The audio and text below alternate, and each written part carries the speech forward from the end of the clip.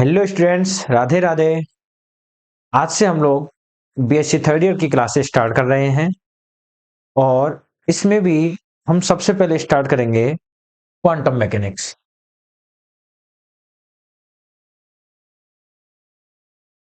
ठीक है, क्वांटम यांत्रिकी। अच्छा, कुछ बच्चों ने बोला सर सॉलिड स्टार्ट करो, कुछ ने बोला सर क्वांटम स्टार्ट करो। ठीक है, तो मैंने थोड़ा सोचा तो आपको थर्सडे, फ्राइडे और सैटरडे, ठीक है, 3 दिन आपको क्लासें मिला करेंगी किसकी, क्वांटम की। और सन मंडे, ट्यूसडे और वेडनेसडे आपको क्लासें मिला करेंगी सॉलिड की। ठीक है, और आपका संडे का ऑफ रहता है। अगर संडे को, वैसे तो ऑफ रहता है, अगर संडे को कोई क्लास आती है तो वो एक पेपर बच रहा है आपका न्यूक्लियर, उसकी भी क्लासें हम डालने की कोशिश करेंगे। ठीक है, अब बात करें कि कुछ बच्चों ने बोला कि सर आप कंप्लीट पेपर मत करवाइए, आप सिर्फ इंपोर्टेंट इंपोर्टेंट करवा दीजिए। तो बेटा देखो, सॉलिड में हम इंपोर्टेंट कर सकते हैं, न्यूक्लियर के अंदर हम सिर्फ इंपोर्टेंट को कर सकते हैं, और क्वांटम एकमात्र ऐसा पेपर है जिसमें अगर आप बोलो कि सर इंपोर्टेंट करवा दो, पर मैं तो करवा दूंगा पर आपको समझ में कुछ भी नहीं आएगा। ठीक है, जैसा मैंने बीएससी सेकेंड ईयर के मैथमेटिकल फिजिक्स के लिए बोला है कि आपको सेकेंड ईयर पढ़ाया था जब बोला था कि एकमात्र ऐसा पेपर है जिसमें कैसे होते हैं, लोगों के स्टूडेंट्स के 50 में से 50 भी आते हैं और 50 में से 0 भी, या फिर पास होने के भी लाले पड़ जाते हैं। तो ये भी उन्हीं उसी श्रेणी का पेपर है, क्वांटम मैकेनिक्स। ठीक है, ऐसे ही फर्स्ट ईयर में आपका आता है विद्युत चुंबकिकी, जिसमें बच्चों के खूब अच्छे भी नंबर आए हैं और कुछ के 17-18 नंबर भी आए, मतलब सिर्फ पासिंग मार्क भी आए। ठीक है, तो ऐसे ही थर्ड ईयर में अपने का क्वांटम है, जिसको हम कंप्लीट डिस्कस करेंगे। ठीक है, हाँ, एक बात है इसकी, आप सिर्फ यूनिट फर्स्ट की बातें करो। ठीक है, यूनिट फर्स्ट की अगर आप बात करो तो यूनिट फर्स्ट में आप सिर्फ इंपोर्टेंट पढ़ के जा सकते हो कि वहां पर क्या है, डेवलपमेंट ऑफ क्वांटम मैकेनिक्स, कि क्वांटम मैकेनिक्स का जन्म कैसे हुआ, उद्भव कैसे हुआ है, उसका विकास कैसे हुआ, उसकी बातें की जा रही है। और फेलियर ऑफ क्लासिकल मैकेनिक्स, कि क्लासिकल मैकेनिक्स फेल कैसे हुई। ठीक है, तो आप उसमें से सिर्फ इंपोर्टेंट करके जा सकते हो, जिनमें से आपका एक तो ब्लैक बॉडी रेडिएशन वाला जो भी कर्व था उसको कैसे एक्सप्लेन किया, प्लांक ने कैसे एक्सप्लेन किया, एक क्वेश्चन तो वहां से बन जाता है। एक क्वेश्चन आपका पक्का बनेगा कहां से, अनसर्टेनिटी प्रिंसिपल।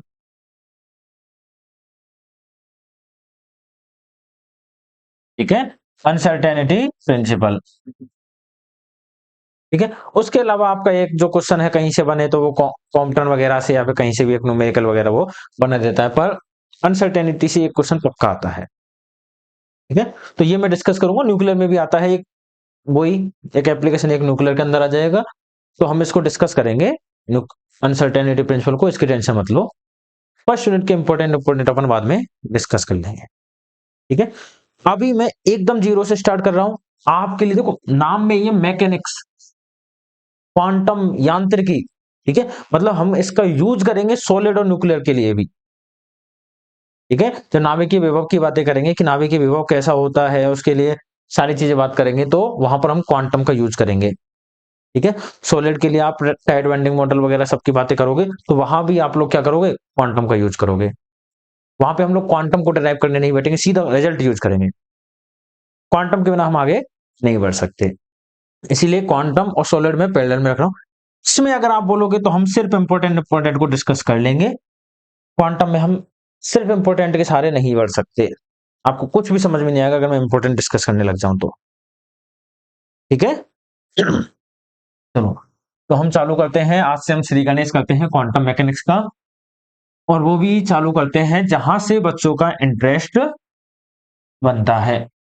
ठीक है, जहां से पढ़ने में, मतलब आप लोगों को पढ़ने में मजे आते हैं, अगर पढ़ने समझ में आ रहा है तो। ठीक है, तो ध्यान से एक एक चीज को समझते हुए चलना। तो सबसे पहले मैं चैप्टर चालू करता हूं, उसका नाम है संकारक। ठीक है, जिसको बोलते हैं इंग्लिश में अपन ऑपरेटर। ठीक है, ऑपरेटर होता क्या है, हालांकि मैंने फर्स्ट और सेकंड ईयर में दोनों में बताया है, दोबारा से एक बार देख लेंगे कि अगर मेरे पास क्या है, इसको देखो, डी ओवर डी एक्स। ठीक है, हमने इसको क्या करवाया है, एक्स स्क्वायर के ऊपर ऑपरेट करवाया। ठीक है, क्या कह रहा है ये, एक्स स्क्वायर का आप क्या कर दो, डिफरेंशिएशन कर दो, क्या हो जाएगा 2x। या फिर मैंने क्या किया, log x के ऊपर क्या किया, log x का अवकलन 1/x।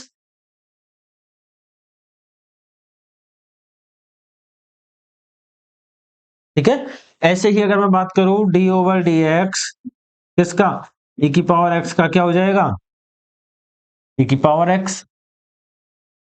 आपको कोई बोल दे कि 1/x का इंटीग्रेशन कितना होगा, log x। ठीक है, डिफरेंशिएशन, इंटीग्रेशन, लॉग निकालना। ठीक है, तो ये सारे हम क्या कर रहे हैं, कुछ ना कुछ यहाँ पर संक्रिया करवा रहे हैं। डी ओवर डी एक्स देखते ही आपके दिमाग में क्या आता है कि ये किसको बता रहा है, अवकलज करना है, किसका, जो भी फंक्शन हमको दिया गया है। देखो ये इंटीग्रेशन का साइन और डीएक्स देख के आपको क्या समझ में आता है, देखते तुरंत दिमाग में आएगा कि जो भी यहाँ पे फंक्शन दिया जा रहा है उसका क्या करना है, आपको समाकलन करना है। ठीक है, तो ये क्या है, इंटीग्रेशन डीएक्स या फिर डी ओवर डीएक्स क्या है, क्या है ये, अपने पास संकारक है, D over D T x की पावर, सॉरी टी की पावर 5 प्लस टी स्क्वायर। क्या करोगे, इसका भी करके देख लो, टी के सापेक्ष अवकलन करना है, कितना हो जाएगा 5 टी की पावर 4 प्लस 2 टी, ये होगा। ठीक है, तो ये भी क्या कह रहा है, टी के सापेक्ष अवकलन करना है। तो यहां से मैं एक परिभाषा निकाल सकता हूं, एक परिभाषा डिफाइन करने की कोशिश कर सकता हूं कि यदि मैं किसी भी संकारक को किसी फलन के ऊपर संक्रिया करवाऊं, किसी संकारक की संक्रिया करवाऊं और मुझे क्या मिले, एक नया फलन प्राप्त हो जाए जिसको हमने फाइ से व्यक्त कर दिया है। ठीक है, एक संकारक की मैंने संक्रिया करवाई और मुझे क्या मिल गया, एक नया फलन फाइ प्राप्त हो गया, तो मैं क्या कहूंगा कि ये क्या है, संकारक है।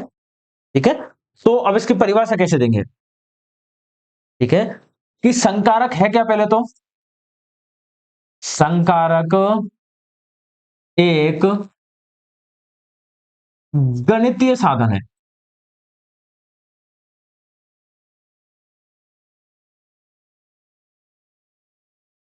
गणितीय साधन है, operator is an, operator is a mathematical tool. ठीक है, जिसको, ठीक है, जिसको हम किसी फलन पर, जिस जिसके हम क्या करें, किसी फलन पर संक्रिया करवाएं तो हमें क्या हो, एक नया फलन प्राप्त हो, जिसकी किसी फलन पर, किसी फलन पर संक्रिया करवाने पर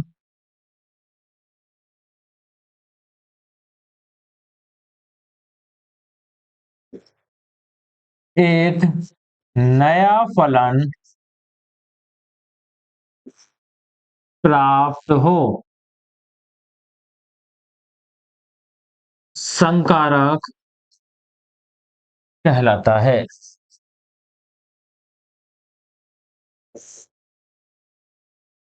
ठीक है, क्या कर रहे हो, हम एक नए फलन पर संक्रिया करवा रहे हैं, संक्रिया करवा रहे हैं, ध्यान रखना, गुना नहीं कर रहे, संक्रिया करवा रहे हैं। ठीक है, operator is a mathematical tool which we use to operate on a function and we obtained a new function is called operator। ठीक है, क्या कर रहे हो आप यहाँ पर ऑपरेशन कर रहे हो, साई के ऊपर आपने एक ऐप की क्या करवा दी है, संक्रिया करवा दी है। ठीक है, तो यहां पर हम क्या कह रहे हैं, क्या लगाया हमने, कैप। क्या बोलेगे इसको, ए कैप। ठीक है, क्या बोल रहे हैं हम यहाँ पर, ए कैप, कैपिटल ले। ठीक है, तो कभी भी आप संकारक को लिखोगे तो एक तो क्या होगा, वो कैपिटल लेटर होगा, दूसरा आप उसके ऊपर क्या लगाओगे, कैप लगाओगे। ये वी कैप भी हो सकता है, सी कैप भी हो सकता है। ठीक है, पर क्या लगाओगे, कैपिटल लेटर के ऊपर कैप लगाओगे। ठीक है, तो यहां पर लिख देता हूं ये लाइन भी मैं, संकारक को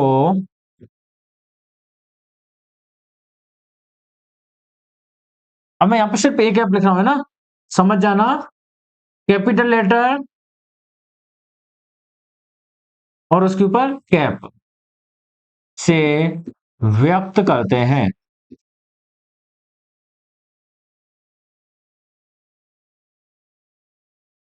ठीक है, अर्थात operator is represented by A cap, means A cap. ठीक है, जहां यहां लिख देंगे हम, ए कैप क्या है, संकारक। ठीक है, यही यहां लिख देना इसको, साई फलन है और फाई क्या है, नया फलन। ठीक है, और ये क्या हो जाएंगे इसके उदाहरण, एग्जाम्पल। ए कैप क्या है, where, A cap is operator, psi function, phi new function. अब ये साई क्या है, फाई क्या है, मतलब एक फंक्शन है एक्स के, ये देखो। ठीक है, तो कैसे है अपन क्वांटम में कैसे साई और फाई को यूज करेंगे वो अपन धीरे धीरे सीखेंगे। लिख दो फटाफट। ठीक है, वीडियो को पॉज किया करो, लिख लिया करो। ठीक है, अब मैं आगे बात करूं, अच्छा इसमें चलो एक दो आप एग्जांपल में देख लो कि यहां पर ए कैप क्या है इस फंक्शन के लिए, डी ओवर डी एक्स। ठीक है, और मैं बात करूं कि साई क्या है, एक्स स्क्वायर, फाई क्या है, 2x। हालांकि यहां से क्वेश्चन आए नहीं, सेकंड ईयर में आपने देखा था। ठीक है, तो अगर आ जाए समझ जाना कि हम किसकी बातें कर रहे हैं। ठीक है, चलो लिख दो फटाफट से एग्जांपल्स को सभी को।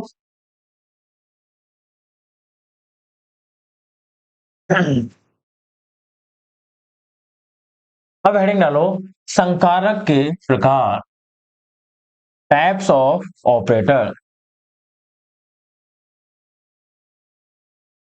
Types of operator.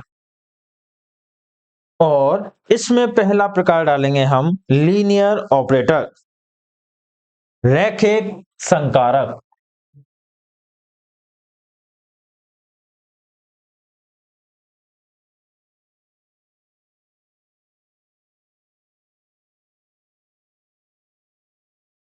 ठीक है, रैखिक संकारक। देखो इसमें पहले क्वांटम यांत्रिकी में, क्वांटम यांत्रिकी में यदि संकारक ए कैप निम्न गुणधर्मों का पालन करे, यदि संकारक ए कैप निम्न गुणधर्मों का पालन करे, इन quantum mechanics, if operator a cap follows following properties, follows following properties। First property आपकी क्या कह रही है, ए कैप हम ऑपरेट करवा रहे हैं किसके ऊपर, साई 1 प्लस साई 2। अच्छा बेसिक है एकदम। ठीक है, जैसे आपने पहले ए प्लस बी का होल स्क्वायर करना सीखा था, ए माइनस बी का होल स्क्वायर करना सीखा था, आइडेंटिटीज को सीधा समझा होगा। ठीक है, उनको सीधा यूज किया होगा बाद में चल के। अभी मैं बेसिक बेसिक चलता जा रहा है, ये सारे यूज होंगे आगे चल के। ठीक है, तो एक एक डेफिनेशन को समझते हुए चलना, आगे अपन के सारी काम आएंगे। ठीक है, पहली प्रॉपर्टीज क्या कह रही है कि अगर मैं ए कैप को साई 1 प्लस साई 2 के ऊपर ऑपरेट करवाता हूं तो ये क्या हो जाए, A cap psi one plus A cap Sai to. क्या है ये? डिस्ट्रीब्यूटिव लॉ है, डिस्ट्रीब्यूट कर दिया हमने ए कैप को। ठीक है, दूसरी प्रॉपर्टी हमसे कहती है ए कैप, और यहां पर आ गया आपके पास ए साई।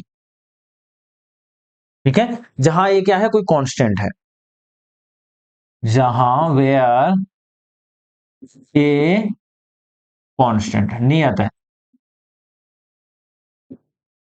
ठीक है, तो ए कांस्टेंट है तो क्या होगा, संकारक के बाहर आ जाएगा, और ये आपके पास ए कैप साई।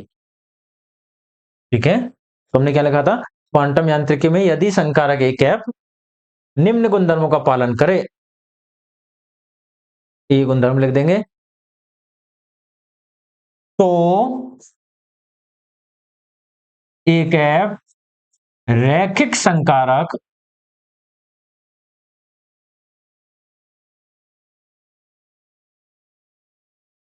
कहलाता है।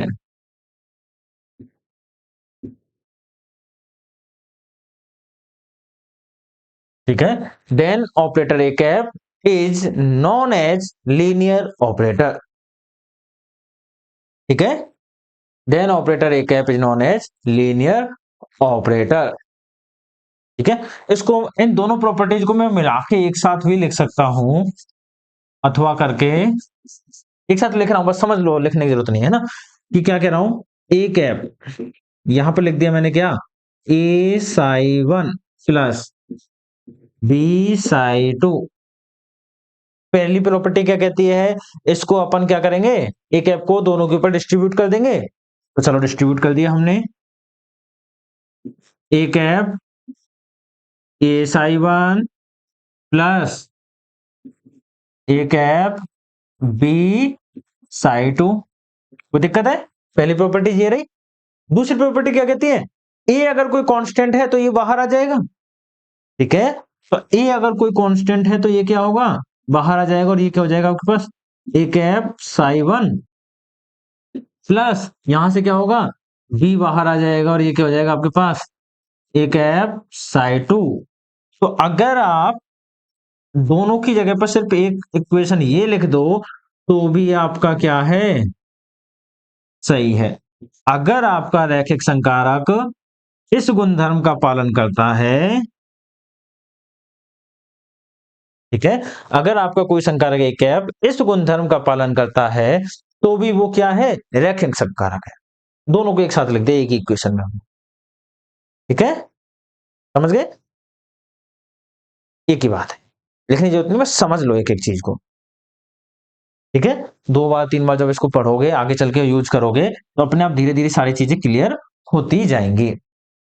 ठीक है, आज के लिए बस इतना ही, सिर्फ एक इंट्रोडक्शन क्लास है, हमने बस क्वांटम को स्टार्ट कर दिया है आज से। जो भी आपके दोस्त वगैरह हो उनको सबको बता देना, और एकदम जीरो से चालू कर रहे हैं, मतलब जीरो से मतलब कि यूनिट, भले यूनिट सेकंड चालू की है। ठीक है, यूनिट फर्स्ट में आपके ऐसी कोई चीज नहीं है जो तुम्हारे आगे दिक्कत करे।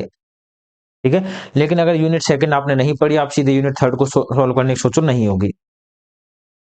ठीक है, यूनिट सेकंड के अंदर हम श्रोडिंगर इक्वेशन को निकालेंगे, फिर उसका यूज करेंगे, उसका सॉल्यूशन देखेंगे थर्ड और फोर्थ के अंदर, फिफ्थ के अंदर उसका एप्लीकेशन देखेंगे, तो नहीं होगा फिर आपसे।